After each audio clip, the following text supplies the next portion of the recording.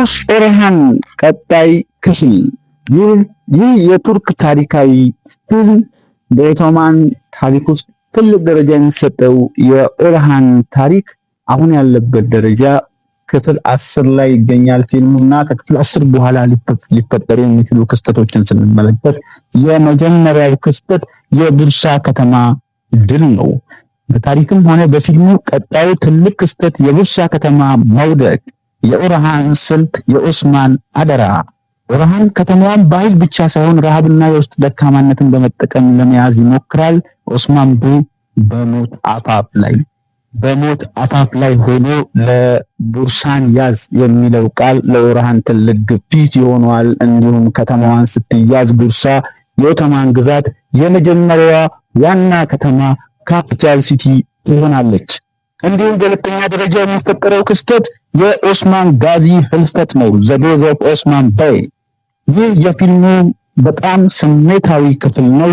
ኦስማን ለልጁ ኦርሃን የመጨረሻ ምክሩን ይሰጣል። ይህም ፍትህን አታጉድል፣ መንግስትህን በሃይማኖትና በእውቀት ላይ መስረት የሚል ነው።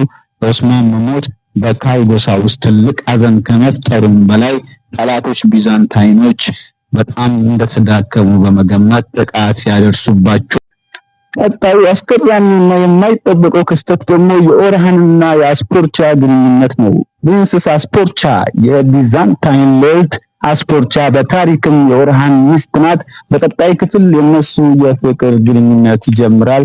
ኦርሃን እሷን በማግባት የቢዛንታይን ውስጥ ያለውን የፖለቲካ ተጽዕኖ ከፍ ለማድረግ ይሞክራል። አላዲን ቤይ ወይም ደግሞ አላዲን ፓሻ የቀጣዩ ክፍል ክስተት ደግሞ የነሱ ወንድማማችነት የበለጠ ይጠናከራል። በታሪክ አላዲን ንጉስ ለመሆን አልተፎካከረም። ይልቁንም የኦርሃን ዋና አማካሪ ቪዚር በመሆን ሰራዊቱን በማደራጀትና ህግ በማውጣት ትልቅ ድጋፍ ይሰጣል። ይህ የወንድማማቾች ጥምረት ለጠላቶች ራስ ምታት ይሆናል። ስርዓተ መንግስቱን በመገንባት ሂደት ላይም ትልቅ አስተዋጽኦን ያደርጋል። በአምስተኛ ደረጃ የምናየው የፍላቪዮስ መጋለጥ ነው። አክቶራ ወይም ፍላቪዮስ በመጋለጥ ከኦርሃን ጋር ፊት ለፊት ይጋጠማል እና ቀጣይ ክፍል ጃንዋሪ 14 ይለቀቃል።